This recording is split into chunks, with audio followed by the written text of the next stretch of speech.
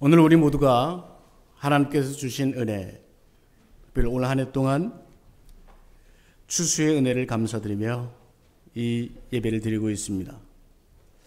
성경에서 가장 감동스러운 이야기 중에 하나인 오늘 본문 말씀에서 감사의 말씀을 함께 나누고자 합니다. 성경에서 요셉은 가장 닮고 싶은 인물입니다. 그야말로 입지전적인 인물이기 때문입니다. 한 남자아이가 자신의 배다른 형제들에게 미움을 삽니다. 그 형들이 이 아이를 인신매매를 합니다. 그런데 이 소년이 당대 최고의 제국이라고 할 수 있는 애굽이라는 나라에 국무총리로 일약 출세를 해서 세상에 등장합니다. 얼마나 드라마틱합니까? 그래서 이제 우리 주변에는 요셉이라는 이름이 많습니다. 제가 아는 분들 중에도 강요셉, 김요셉, 곽요셉, 박요셉, 특히 목사님들 중에 이 요셉인 일이 많습니다. 요셉은 그 이름의 뜻, 더하신다, 더하여 주신다 하는 말처럼 풍성한 복이 있어서 다들 좋아합니다. 그런데 이러한 성공 이면에 그 이면에 있는 스토리가 우리에게 감동을 줍니다. 요셉은 여러분 잘 아시다시피 믿음의 조상 아브라함의 증손자입니다. 즉 야곱의 아들인데 야곱의 사랑을 가장 많이 받으면서 자랍니다. 얼마나 사랑을 받았는지 요셉에게만 채색 옷을 입혔다고 했습니다.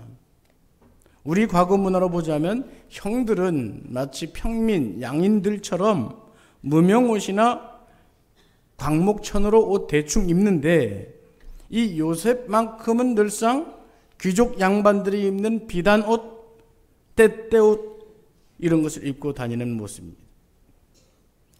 게다가 그는 꿈꾸는 아이로 통했는데 하루는 자신의 곡식단은 일어서 있고 형들의 곡식단은 자기 단에 둘러서서 절을 하는 꿈을 꿉니다. 또 하루는 저 하늘에 해와 달, 별들이 11별이 자기에게 절하는 꿈을 꿉니다. 아버지와 어머니를 포함해서 온 가족이 자기에게 절하는 꿈을 꾼 것입니다. 평소에 아버지의 사랑을 독차지하였고 이런 꿈 이야기까지 더해지면서 요셉은 형들의 미움을 삽니다. 시기를 받았다고 성경은 말하고 있습니다. 하루는 야곱이 요셉에게 심부름을 보냅니다. 예, 요셉아, 너희 형들에게 좀 다녀와야 되겠다. 형들이 양을 잘 치고 있는지 별일은 없는지 아버지를 대신해서 순찰을 다녀오라는 것입니다. 아버지 말씀을 붙들고 요셉이 형들을 찾아갑니다. 머나먼 곳 겨우겨우 찾아갔는데 형들이 그 요셉을 보자마자 미워하던 차에 잘됐다 해서 그를 죽이려고 했습니다. 요셉이 입고 있던 채색 옷을 벗기고 구덩이에 던져 넣었습니다. 사정하고 살려달라고 하는 이 동생을 어떻게 처리할까 하고 있을 때 유다가 형제들을 만류해서 미디안 상인에게 팔도록 제안합니다. 결국 이 상인들에게 이끌려서 요셉은 애굽으로 들어갑니다. 그곳에서 애굽 왕의 친위 대장 집의 노예가 됩니다. 요셉이 그 집에서 신실한 마음으로 섬기자 주인 보디발의 신임을 얻습니다. 그래서 모든 소유를 주관하는 가정 총무가 됩니다. 그런데 그 주인에게는 음란한 아내가 있었습니다. 요셉을 보니 성경 말씀대로 용모가 출중하고 아름다운 청년이라서 이 여인이 이 요셉에게 반했습니다. 날마다 유혹을 했다고 했습니다. 하루는 아무도 사람이 없는 틈을 타서 이 여인이 요셉에게 아주 노골적인 유혹을 하다가 요셉이 이를 뿌리치자 누명을 씌웁니다. 그리고 결국 요셉은 억울하게 감옥에 갇히게 됩니다. 인생이 왜 이렇습니까? 감옥에서도 요셉은 그럼에도 주어진 일을 신실한 태도로 맡아 합니다. 그러자 간수장에게 신임을 받고 옥중의 모든 업무를 처리하는 역할을 맡게 되었습니다. 그곳 감옥에서 바로 왕의 직속 신하인 술 맡은 관원장과 떡 굽는 관원장을 만나게 됩니다. 이 사람들의 꿈 이야기를 듣고 그 꿈을 풀어줍니다. 요셉은 이때에 꿈을 잘 해석하는 신령한 인물로 그들에게 각인이 됩니다. 그리고 2년 후 애굽 왕의 꿈을 해석하는 자리에 부름을 받아 나갑니다. 애굽 왕 바로의 꿈에서 장차 7년 동안 평년이 있을 것이고 그 후에 7년 동안 흉년이 있을 것을 내다보고 요셉은 그에 대한 대비책까지 제시합니다. 바로 왕이 큰 신임을 받고 그를 총리로 발탁시킵니다. 창세기 41장 42절 말씀에는 바로가 이 요셉에게 총리로 발탁시키면서 자기의 인장 반지를 빼어 요셉의 손에 끼워주고 그에게 세마포 옷을 입혀주고 금사슬을 목에 걸어주는 대목이 있습니다. 이 장면은 참으로 감동적인 장면입니다. 형들에게 채색 옷을 빼앗긴 후에 노예로 죄수로 살았기 때문에 벌거벗고 살고 있었을 이 요셉에게 13년 만에 다시 세마포와 금목걸이로 옷을 입는 장면인 것입니다. 바로의 꿈대로 7년의 풍년이 있었고 이어서 7년의 흉년이 들게 됩니다. 이 흉년은 저 가나안 땅까지 퍼져나갔습니다. 결국 흉년 2년 차째에 형들이 이 애굽의 궁을 찾아옵니다. 먹을 것을 구하기 위해서 찾아온 것입니다. 요셉이 여기 있을 거라고는 꿈에도 생각하지 못합니다. 형들을 만나는 요셉의 모습, 형들을 대하는 요셉의 모습, 그토록 자신을 시기했고 죽이려 했던 형들, 고단하고 고단했던 노예살이 감옥살이의 원인이 되었던 이 장본인들, 이들을 대하는 요셉의 모습은 그야말로 아름답다고 할 수밖에 없습니다. 창세기 48장 4절에서 8절 말씀은 읽을 때마다 우리의 눈시를 뜨겁게 하는데 4절, 5절 말씀만 한번 우리 다 같이 한번 읽어보겠습니다. 함께 하십시다. 요셉이 형들에게 이르되 내게로 가까이 오소서. 그들이 가까이 가니 이르되 나는 당신들의 아우 요셉이니 당신들이 애굽의 판자라. 당신들이 나를 이곳에 팔았다고 해서 근심하지 마소서. 한탄하지 마소서. 하나님이 생명을 구원하시려고 나를 당신들보다 먼저 보내셨나이다. 아멘. 믿음의 눈으로 자기 인생을 바라보는 고백이 여기 담겨 있습니다. 당신들이 나를 팔았다고 해서 근심하지 마십시오. 하나님께서 우리 가족과 많은 민족의 생명을 구원하시기 위해서 나를 형들보다 먼저 보내신 것입니다. 이어서 아버지와 형제들이 안전하고 비옥한 땅 고센 지역에 살 수 있도록 도와줍니다. 그야말로 요셉은 일가를 살려낸 효자입니다.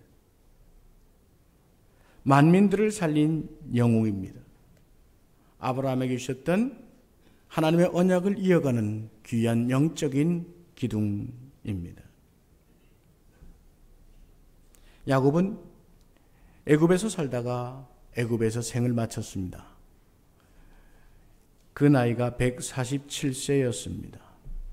그가 130세에 애굽에 들어왔기 때문에 17년 동안 살아오고 있었던 것입니다.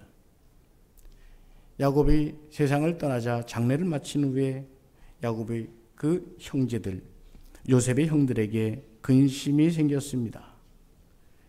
요셉을 팔아 넘긴 가해자였기에 요셉과 유일한 연결고리가 되었던 아버지가 돌아가셨으니 이제 요셉이 안갚음을 할 것이 아닌가. 이것이 두렵습니다. 그래서 사람을 보내 요셉에게 말을 전합니다. 오늘 우리가 읽었던 50편 50절 16, 17절의 말씀입니다. 요셉에게 말을 전하여 이르되 당신의 아버지가 돌아가시기 전에 명령하여 이르시기를 너희는 이같이 요셉에게 이르라. 내 형들이 내게 악을 행하였을지라도 이제 바라건대 그들의 허물과 죄를 용서하라 하셨나니 당신 아버지의 하나님의 종들인 우리 죄를 이제 용서하소서 하매 요셉이 그들이 그에게 하는 말을 들을 때에 울었더라. 형제들은 당신의 아버지란 말로 시작하였습니다. 워낙 신분의 차이가 크고 또 말 한마디 한마디가 두려웠기 때문에 우리 아버지라고 말을 못하고 요셉의 눈치를 보면서 말하는 것입니다. 당신의 아버지가 생전에 당신에게 전하라고 한 명령이 있습니다. 아버지의 권위를 빌려서 말합니다. 내 형들을 용서하라. 이게 아버지의 말입니다. 당신 아버지의 말이 그러했으니 당신의 아버지의 하나님의 종들인 우리 죄를, 참 복잡합니다. 당신의 아버지의 하나님의 종들인 우리 죄를 이제 용서하소서. 사실 이 말은 조금만 생각해봐도 신빙성이 약한 말입니다. 왜냐하면 48장 49장에 보면 야곱이 자녀들을 축복하는 장면과 특히 요셉을 불러서 그 요셉의 자녀들 에브라임 므낫세를 축복하는 장면이 있습니다. 직접 요셉에게 얘기할 만한 긴한 얘기를 나눌 수 있는 시간이 충분했습니다. 그런데 그때 야곱은 그 말이 없었습니다. 그러나 어쨌든 형들은 아버지의 권위를 빌려 자신들의 죄를 이제 용서받기를 간청하고 있습니다. 그러고 보면 사실상 형들은 아직껏 요셉에게 정식으로 사과한 적이 없습니다. 앞에서 읽은 45장 4절 5절에서 요셉이 일방적으로 용서하는 말을 했을 뿐입니다. 이제 17년이 지나서 요셉의 나이는 56세, 아버지는 돌아가셨고 형들은 이제 약 40년 전에 그 일을 용서를 빌고 있습니다. 이 말을 듣고 요셉이 울었다고 했습니다. 이 울음의 이유가 무엇일까요? 17년 전에 이미 용서를 했는데도 아직 죄책감으로 시달리는 이 형들에 대한 연민의 정이 있습니다. 여러분, 우리 속담에 뭐라 그럽니까? 친 사람은 다리 오므리고 자고 맞은 사람은 다리를 어떻게 하고 잔다고요? 펴고 잔다 그러죠. 그 말처럼 한 번 지은 그 죄는 이들의 마음을 괴롭히고 옥죄이고 하나의 징벌처럼 지금 작용하고 있는 것입니다. 죄는 영혼을 옥죄고 괴롭히기 때문입니다. 우리가 죄를 미워해야 되는 이유가 그것입니다. 또 요셉은 한편 생각해 볼 때 바로 그날 자신의 옷을 억지로 벗기고 구덩이에 쳐넣으면서 던져질 때 살려달라고 얼마나 사정을 했겠습니까? 오늘 정반대의 처지가 되어서 이제는 형들이 나를 살려달라고 용서를 구하고 있습니다. 이 두 개의 정면이 오버랩되면서 말로 표현할 수 없는 눈물이 요셉에게 흘렀을 법합니다. 그리고 무엇보다 어릴 적 하나님께서 요셉에게 주셨던 그 꿈 뭡니까? 10개의 곡식단이 나의 단에게 절하게 될 것이라는 그 꿈, 그것이 지금 이 현장에서 이루어지고 있는 것을 보며 섬광 같은 감동이 그를 눈물 짓게 했을 것입니다. 얼마 후에 형들이 직접 찾아와 요셉 앞에 엎드립니다. 그리고 말합니다. 우리는 당신의 종들입니다. 우리는 당신의 종들입니다. 그때 요셉이 말합니다. 두려워하지 마소서. 내가 하나님을 대신하리이까. 이것은 놀라운 신앙적 표현입니다. 레위기 19장 18절에는 원수를 갚지 말며 동포를 원망하지 말며 내 이웃 사랑하기를 내 자신과 같이 하라. 나는 여호와이니라 하는 말씀이 있습니다. 여기에서 우리가 기억해야 할 것이 있습니다. 율법은 후일 모세 때 광야길 시내산에서 받게 되지만 하나님의 언약 백성에게는 이미 하늘의 법도가 살아 있었습니다.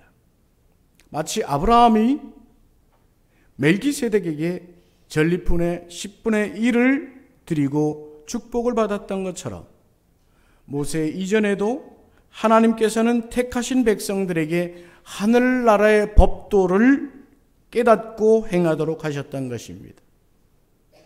요셉은 말합니다. 원수를 갚는 것은 하나님께서 하시는 일이요, 이 모든 일들은 하나님께서 구속사의 뜻 안에서 이루신 것임을 전하는 것입니다. 당신들은 나를 헤아려 하였으나 하나님은 그것을 선으로 바꾸사 오늘과 같이 많은 백성의 생명을 구원하게 하려 하셨습니다. 여러분, 참된 용서는 어디서 이루어진다고 생각하십니까? 그것은 내게 당한 일을 바르게 해석할 때입니다. 내 인생을 성경의 시각으로 바라보고 하나님의 사건으로 바라볼 수 있을 때 참된 용서가 이루어집니다. 용서라는 책이 있습니다. 프레드 러스킨이라는 분이 쓴 책인데 이 책에는 용서가 주는 행복, 용서를 통하여 자신이 성장하게 되는 그 내용을 잘 정리해 두고 있습니다. 그런데 여기서 저자는 용서란 무엇인가를 밝혀주기 위해서 무엇이 용서가 아닌가를 들려줍니다. 제가 한번 읽어보겠습니다.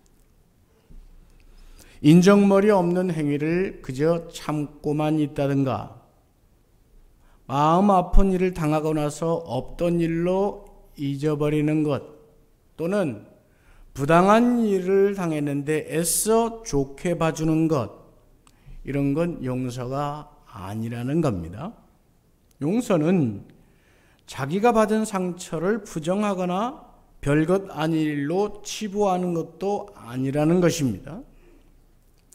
자기를 공격한 사람과 억지로 화해를 한다든가 아예 감정 자체를 갖지 말라는 뜻도 결국 아니라는 것입니다. 한마디로 억지로 참거나 억지로 잊어버리거나 억지로 억눌러 있거나 억지로 화해하는 것, 이런 것이 용서가 아니라고 러스킨은 말합니다. 현실은 분명하게 있습니다. 상황과 사건은 분명하게 있는 겁니다. 요셉이 형들 앞에서 인정하는 것이 무엇입니까? 당신들은 나를 해하려 했습니다. 이것은 있습니다.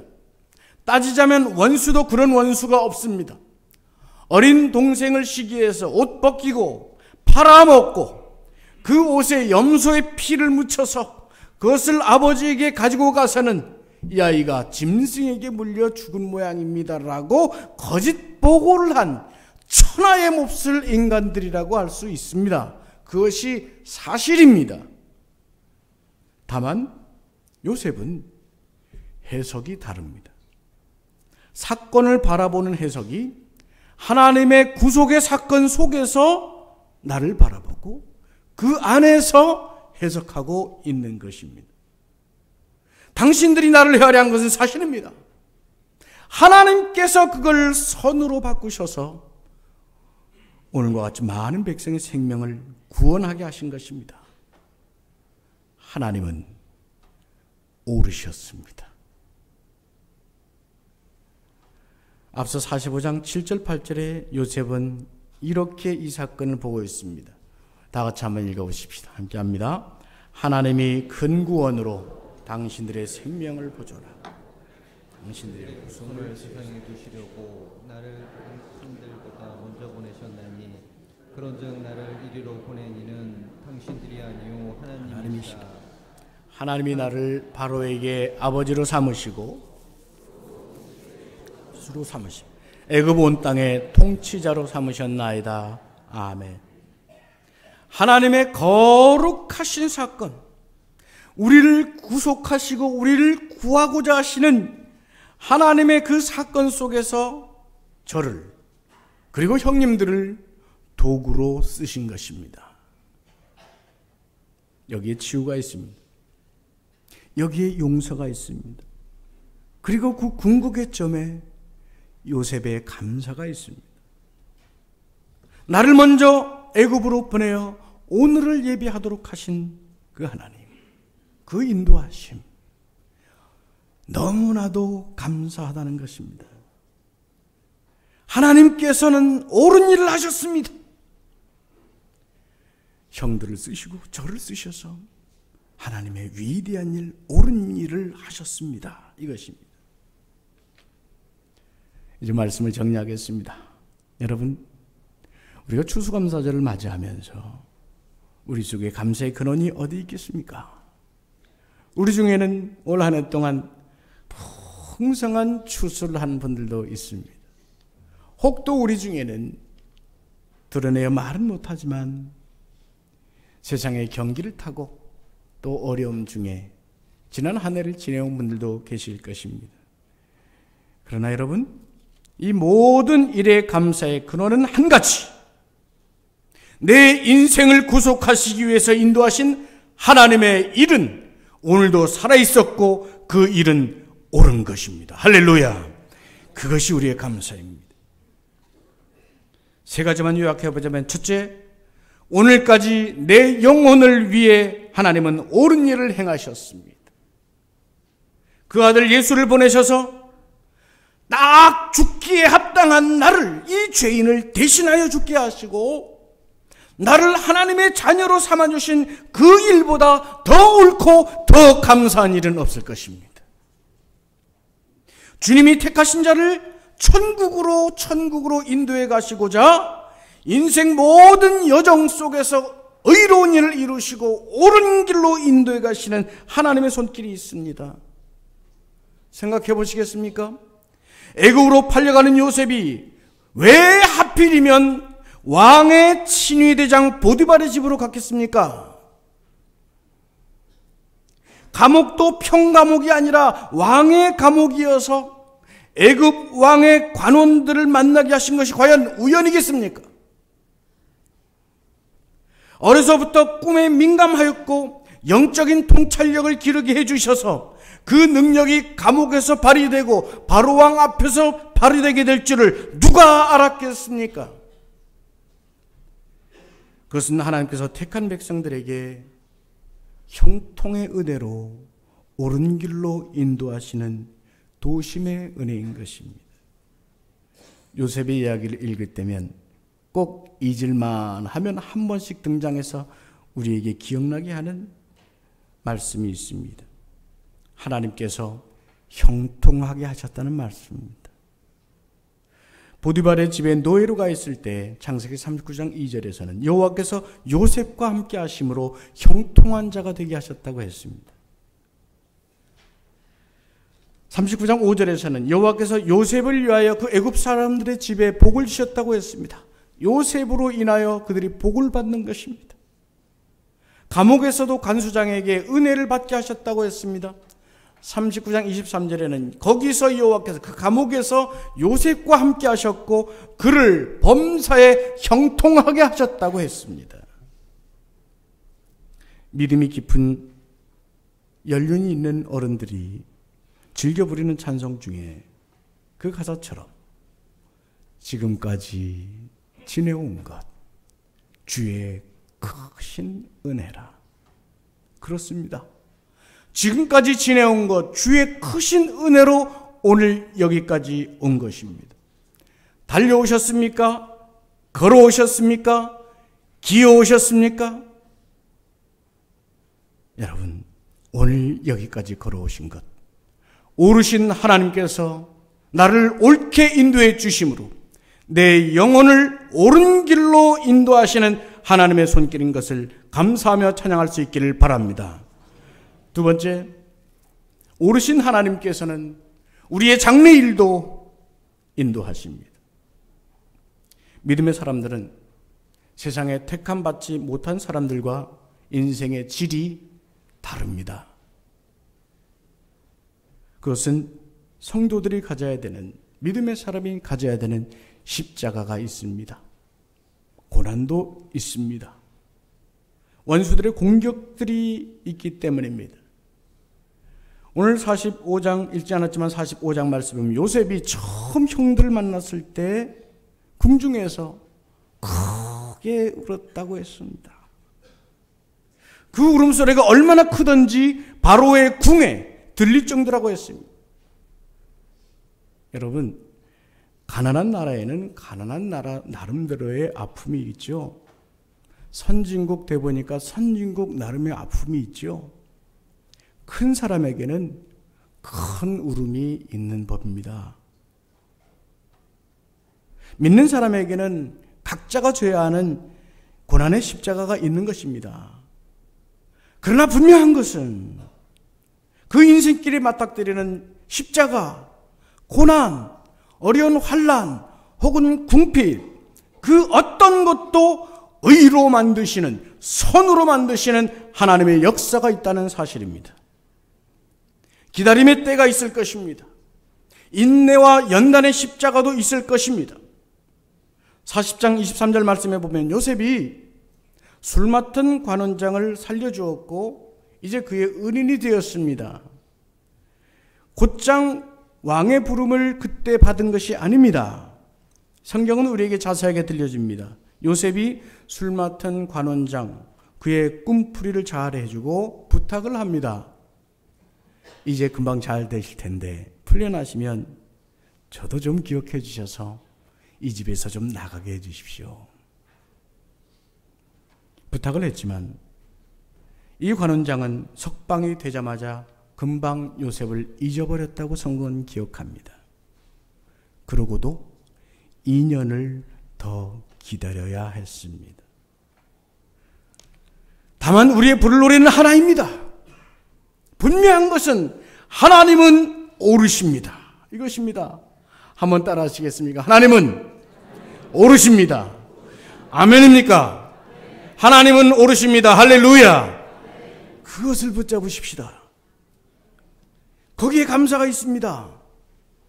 내 인생이 꼬인 것만 같고 내 가정이 엉망인 것 같고 나만 이런 저주의 구렁텅이에 있는 것 같고 세상 말로 나는 왜 이렇게 운이 안 풀리는가 싶고 많은 것들이 답답해서 세상도 역사도 나라도 모든 것이 답답해 보일 때 기억하십시오. 그 모든 것들을 통해 나를 다듬어 가시고 나를 더욱 정결히 만들어 가시며 천국 길로 옳은 길로 가게 하시는 하나님의 그 의의 손길, 오르신 그 하나님의 찬미가 저 여러분에게 오늘 가득하시기를 주님의 이름으로 축원합니다. 마지막 세 번째, 오르신 하나님께서는 관계의 회복을 이루십니다. 오늘 장면에서 가장 두드러지게 봐야 될 부분이 바로 그것인 것 같습니다. 요셉에게는 형들에게 옷을 빼앗길 때 그날의 기억이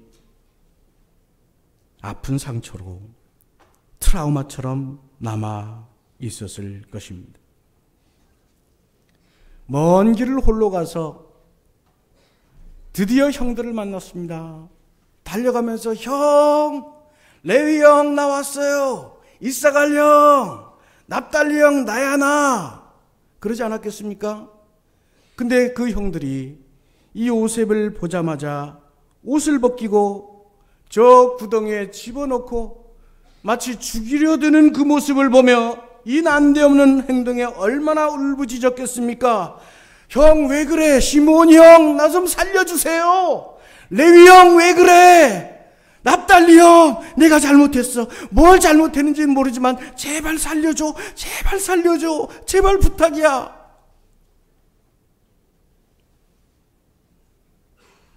이때의 기억을 요셉은 지난 13년 동안 얼마나 그 의무를 찾으려고 노력했을 것일까요? 저 이국의 어둡고 더러운 감옥에서 아버지를 그리워하며 눈물 흘리며 도대체 형들은 왜 그랬던 것일까?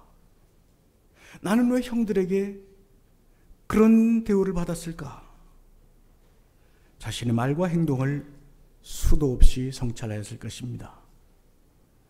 요셉이 마지막으로 형들을 위로하며 전했던 말을 성경은 우리에게 이렇게 들려줍니다. 50장 21절의 말씀. 그러니 형님들은 두려워하지 마십시오. 내가 형님들을 모시고 형님들의 자식들을 돌보겠습니다.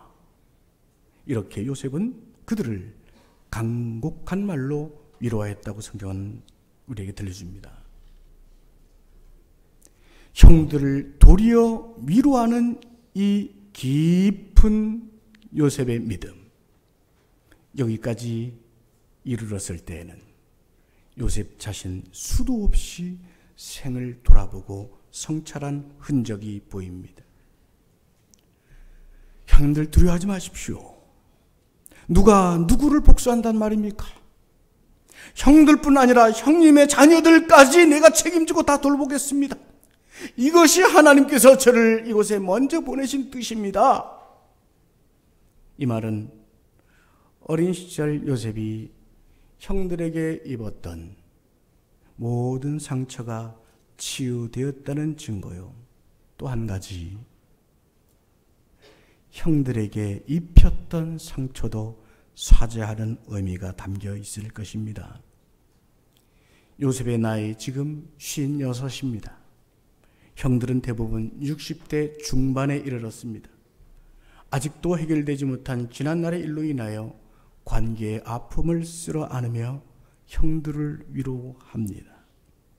생각해보니 요셉 자신에게도 지난날에 실수가 많았습니다. 철없던 시절의 실수입니다. 아버지의 편애를 받으면서 홀로 채색 옷을 입고 그는 형들 앞에 뽐내고 다녔습니다. 작업복이나 겨우 입고 있는 형들 앞에 채색 옷을 입고 있으면서도 미안하기는커녕 늘 자랑스럽기만 했습니다. 작업복 입고 양떼를 치고 있는 형들의 심정은 조금도 헤아리지 못하고 아버지 곁에서 저 혼자 맛있는 것 골라 먹으며 형들을 고자질하기까지 했던 철부지였습니다. 형들의 곡식단이 내게 전랍디다 하는 꿈 얘기를 거리낌 없이 늘어놓고 해와 달 별이 내게 절하더라고 말하면서 내가 이렇게 축복받은 사람이 올시다 하는 자랑이 그에게 있었습니다. 한 가정에서도 너희들은 나보다 총명한데 진학을 꿈꾸지도 못했고 아들이랍시고 대학도 가고 출세도 하고 났더니 저 자랑이나 늘어놓는 어떤 인생들처럼 말입니다. 아버지의 편애를 받으면서 그 사랑, 형들에게 나누어 주지 못했던 자신의 철없던 과거를 하염없이 성찰하였던 것입니다. 그것을 반성하고 용서를 서로가 서로에게 빌며 형들의 아픔을 또한 달래며 그 형제는 화해와 화평을 용서를 이루었습니다. 그래서 아름다운 이야기의 해피엔딩처럼 그로 인해 그들은 오래오래 행복하게 살았습니다. 추수감사주일입니다.